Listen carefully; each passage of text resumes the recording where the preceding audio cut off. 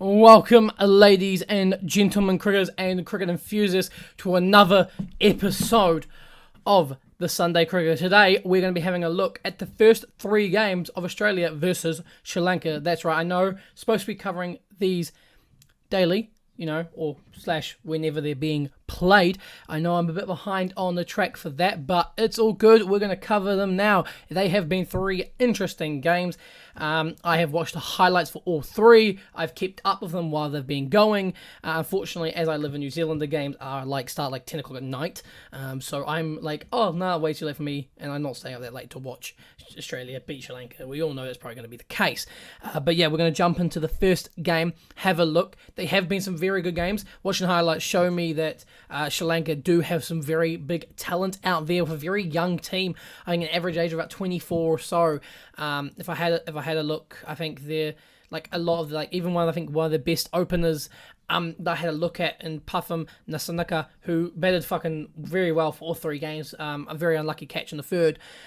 He's 23 years old. Fucking 2 years older than me, and he looks really, really fantastic. So they're looking strong with a very young team, while Australia's aging, and that's Australia's problem, as their young guns are not so young anymore. I think it was Josh Inglis who might be the youngest at 26 years old. That's still not young compared to Sri Lanka, who's got some 21-year-olds in their side, and I think that's showing through in the first game, as Sri Lanka were underperformed with the bat compared to the ball, as their team, once again, Sri Lanka are bringing in some very good spinners and all right pace bowlers. Not think they're amazing from what I saw, but they're bringing through some very good talent, and game one unfolded like this.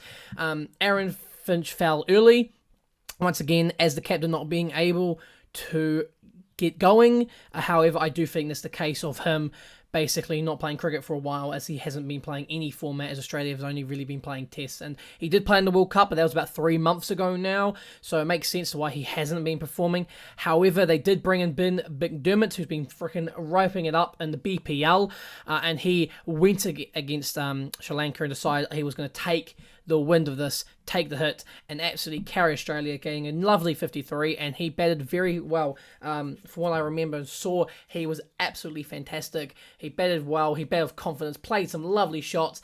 I think he had one opportunity of potentially getting out, but it was just, not to be, and he went and punished Sri Lanka for the drop catch, I think. It was a very hard chance, though, so you can't do much with Sri Lanka with that, but he batted very well. Josh Inglis had a decent 23, but Glenn Maxwell, once again, to me, showing that I think Australia should drop him, as he's not bowling and he's not scoring runs, and I don't know how he keeps staying in the side, and I think he's getting up there with age. I think it's time that Glenn Maxwell steps down away from the T20 cricket and away from cricket overall. Well, maybe not cricket overall. I think he still probably has a place in the 50-over side as a good all-rounder, but I think Glenn Maxwell's done at the top.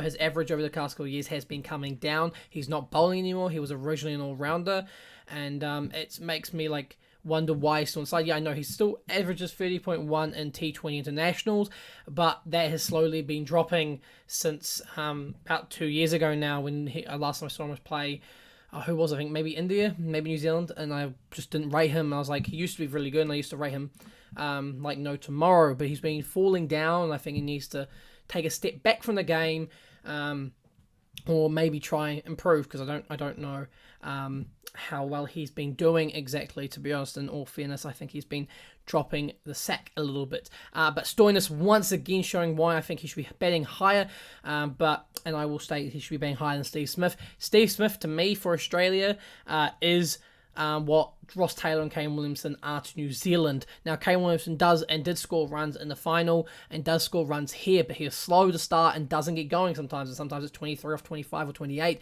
and it's just not good enough. I think Steve Smith should only be used for the longer formats of ODI and Test match, like Labuschagne. Labuschagne hasn't been played in the ODIs or T20s, even though he's one of Australia's best Test batsmen. I think that decision by Australian cricket has been probably one of the best decisions that New Zealand need to take that as well, with our bowlers and our batsmen. They don't need to use all formats. Steve Smith might be the Australians' best batsman that they've ever seen in a long time, since Don Bradman. However, I do not feel that the youngman, or who used to be past leg next way, Shane Warne, should be used in this way in T20 at all. They have Marcus Stoinis in there, and they're not even playing Mitch Marsh, who won them the T20 final. Marcus Stoinis again, is a very good batsman. He got 30 off 17, and he's very strong. And I feel that he is probably a person that needs to be batting higher, get more time on the ball, get more time playing out there on the crease. And I feel like he will excel if he's given that time by Australia. But I can't say and speak for Australian cricket. This is just an opinion of me sitting in my bedroom after watching the highlights of these games. But I say that Stoinis is very underused and needs to be higher in the order, especially the way Australia is batting, with literally only 3 batsmen getting over the 20 runs and everyone else under 10, which is quite bad for Australia in every standard. If you think about it, it's the same for their test team. Their teams underperform with the bat. It's always down to about 3 or 4 batsmen getting the runs, and I feel that this is an issue for them. However, they got enough runs on the board with 149 and for 9 wickets. I'll say this. There was some very good bowling at times from the Sri Lankans. Fernando was 4 overs 12 for 2. He bowled the death, and he bowled fucking well. He kept them down to 9 runs for 3 wickets or something. So they went from 141 for 7 off 17.4 to only getting 149. So they got 8 runs in nearly 3 overs, only 2.2 overs. They got freaking 8 runs in nearly 2 overs, and he bowled 2 of them. So he fucking took some wickets near the end, and he bowled very well. Winner Hasaranga, who is supposed to be the best T20 bowler in the world, took 3 wonderful wickets. He dismissed Aaron Finch, Maxwell, and Smith. So he took up 3 big wickets with his bowling in the opening match to help restrict them to a very small score in the eyes of the world. So they didn't do so well there. We had Justin Shamenda, who picked up 2 as well, and Karafna, who picked up 2. The only problem was Sri Lanka were a bit expensive with the other bowlers. If they had bowled tight and weren't as expensive as they were, they would have probably kept Australia down to 120. But I've got to say that Sri Lanka probably have one of the better sides bowling-wise in the world at the moment. They look very strong. It's their batting that is the problem. Their bowling looks very good. They put Australia on the back foot for this game, basically every game really, where Australia just had to have a couple performances outstanding there to make the difference. But I've got to give it to Sri Lankan bowling. They bowled very well, very tight to keep Australia down to 149 in the opening game. Hasaranga and Fernando were my pick of the bowlers. Karafna probably should be over there by Hasaranga, but Hasaranga picked up the 3 big wickets that would have probably excelled Australia to 180, maybe 190 in this game. So you've got to give him his due. Now Sri Lanka went up to bat, and this is the same problem that they had in the World Cup. Their batting is too weak. Their batsmen are young. There's no one outstanding. They had 4 batsmen get over 10. The rest of them looked very bad. They didn't look strong at all, and they just couldn't chase down the score. 141, I think, was what they had to chase, 142, because it was DLS. They lost an over from the rain, so they needed 142 to win. They had Puffin Nasanka, who I mentioned earlier, 23-year-old, get 36 or 37. He looks like a very good batsman, but I don't think he is a T20 type of batsman, and I feel he should be used in probably Test or ODI. I think the longer format will suit his batting more than T20. However, as he's a Sri Lankan and Sri Lanka low on batsmen, you've got to give him the due. You've got to allow him to play. He looks like a very good cricketer. He can go off if needs be. I'll talk about in the second game. His performance in the second game was amazing. But in the first game, he batted well. The other 3 didn't do well, like Asaka Fernando, Dasha Sri Lanka only got 1, so they didn't really have anyone else perform. Dishard Kanandwal, the wicketkeeper, got 25 off 16. He picked up the really only significant runs. Sri Lanka got 16 and Hasaranga got 13. It shows you a lot when Hasaranga is their number 5, and he is one of their prominent bowlers as well, that Sri Lanka are lacking the batting depth in this team to show Australia any real threat. I feel that's probably not a great thing for Sri Lanka. However, I think they'll improve on it. With their young guns coming through, they've got some time on them, and Sri Lanka look like they could be back into the top 6 conversation, maybe top 5 with this new team if they hit the stride.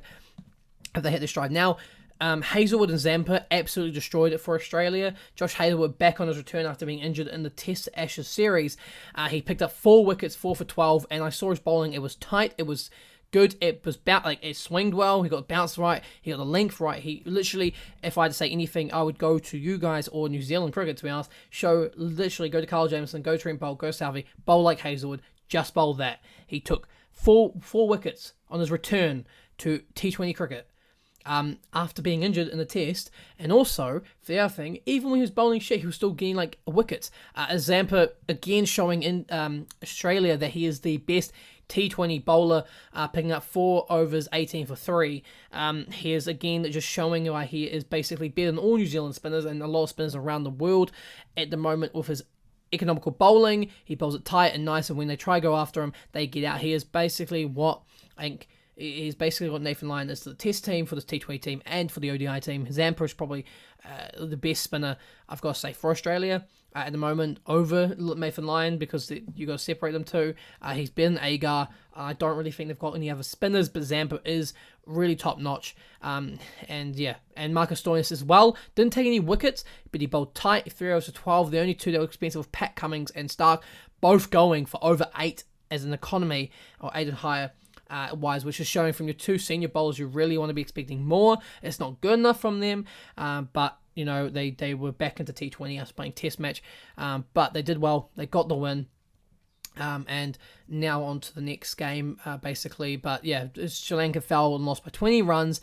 So Australia won by 20 runs. They got 122 for 8, and Australia easily cruised to their first victory of the series, going 1-0 up. We then go into Game 2, which Game 2... what an exciting match it fucking was. Now, I'll say Sri Lanka made it go to a super over of all things. That's right, they made it go to a super over. Now, Australia started off all right. Ben Mcdermott went early on 18. Aaron Finch followed soon after on 25. But it's still good scores, comfortable, better scores from their team. Josh Inglis showing why he was picked, got 48. He had a very good innings, I must say, with Josh Inglis and Finch. Their partnership was good. Josh Inglis batted very well until he got out to a very good ball by Watand Saranga. He just couldn't get it well enough, and he just basically hit it right down to the field's throat. Glenn Maxwell picked up a 15. He did it wasn't good enough again. Steve Smith only got 14. Stoinis got 19, which was good enough to help Australia.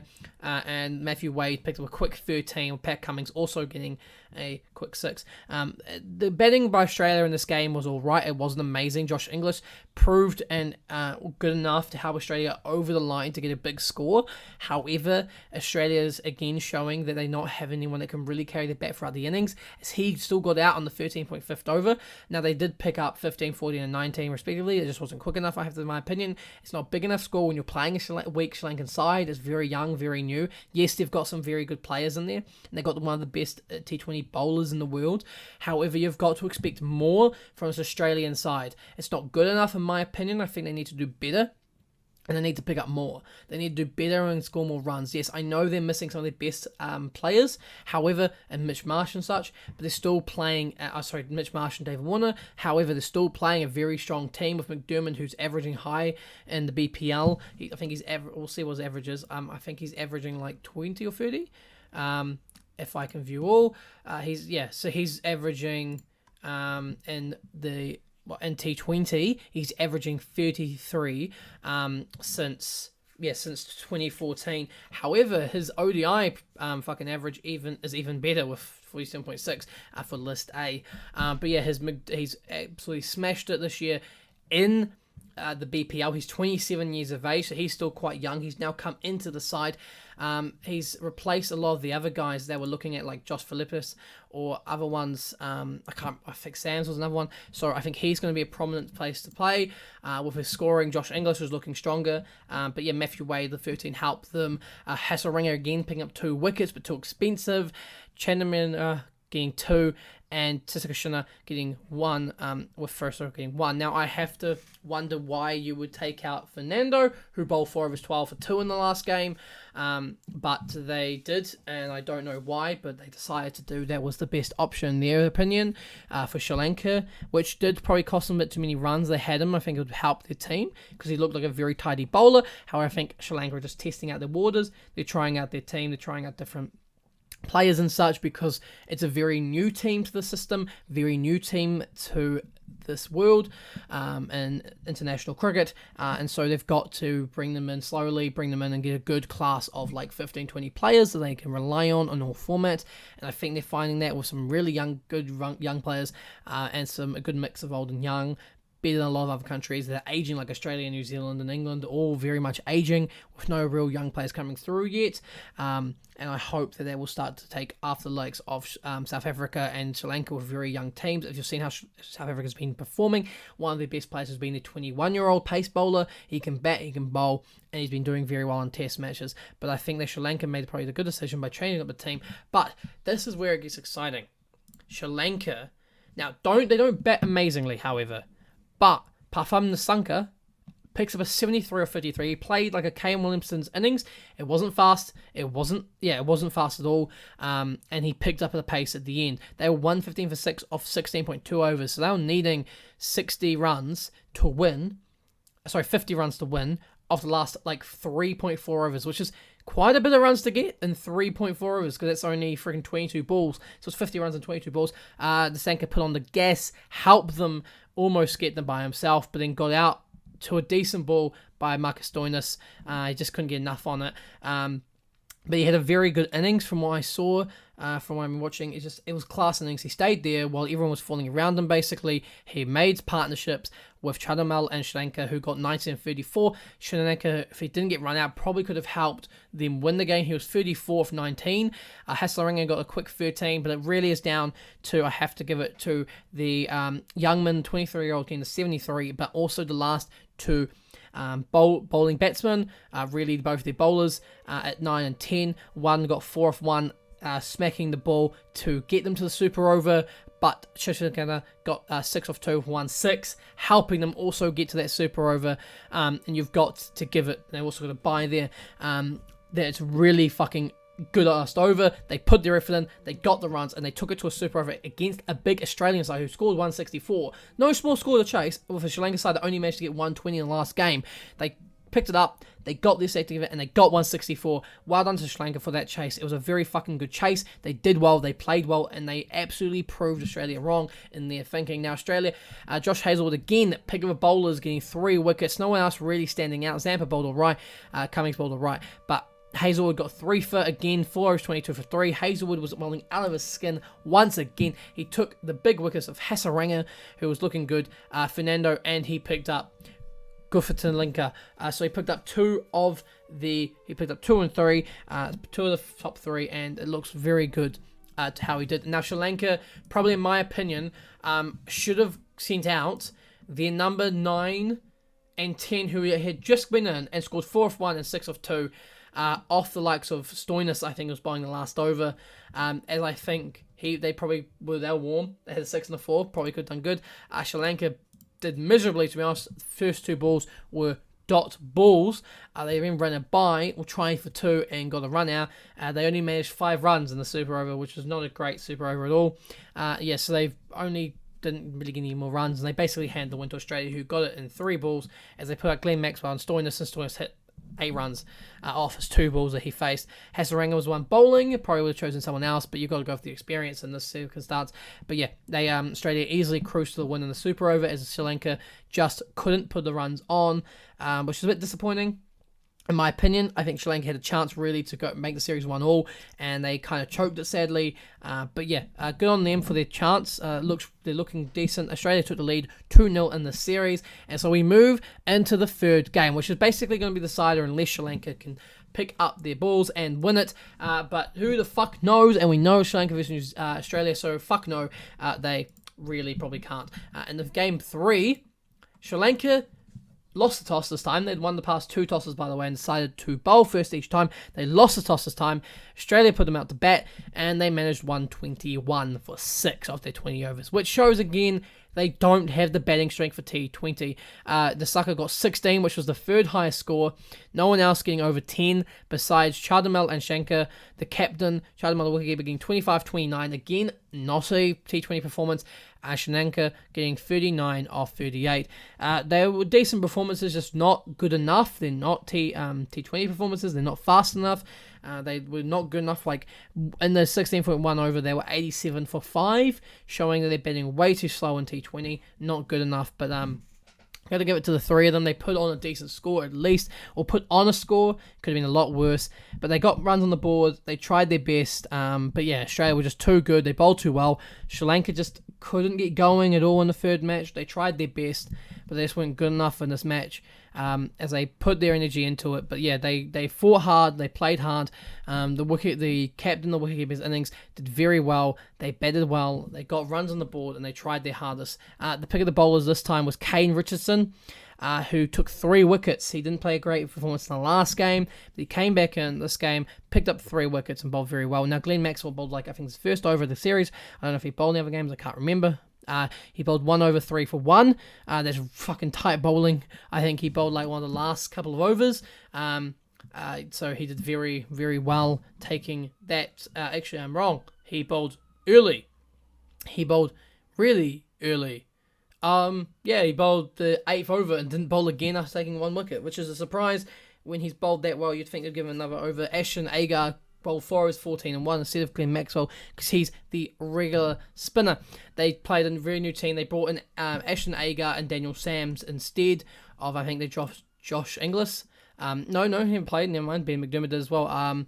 They dropped Cummings and Zampa in my problems. So they brought those 2 in. Australia then had to chase 122 to win. Ben McDermott got out first ball of the innings to a lovely ball, by the way, that absolutely cut him apart. Ashton Agar got 13 before getting out LB after a review. Now, he didn't think it was out.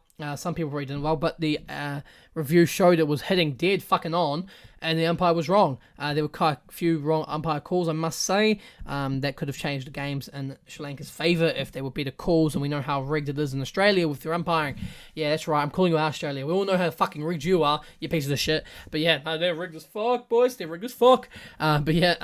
Aaron Finch had a very good innings. Captain Knox, I must say so myself, he picked up 35, and Glenn Maxwell finally showing that he can actually bat, getting a 39 of 26 and hit a reverse 6. Like a reverse, he did a switch hit and hit it for 6 all the way to the boundary. Now it was a very good innings by those 2.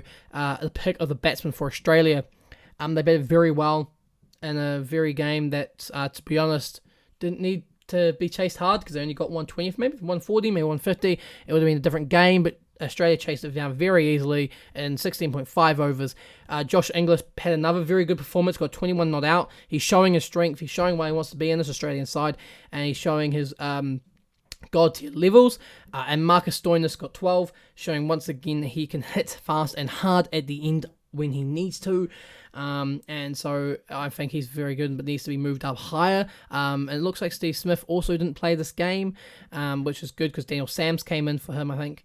Kane Richardson was in for him, which shows that at least they're willing to drop one of their considering star players, should I say, because they know they have the batting depth in the side.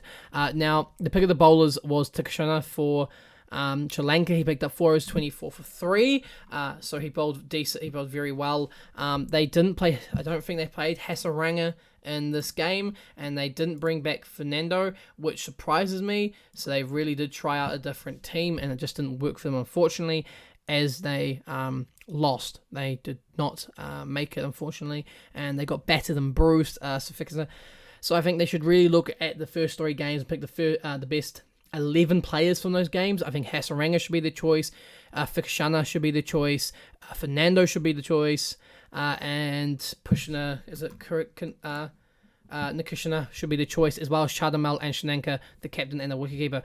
I don't know about the rest of them, but I think they should have a real good look and decide what they should do for the 4th T20 on Friday.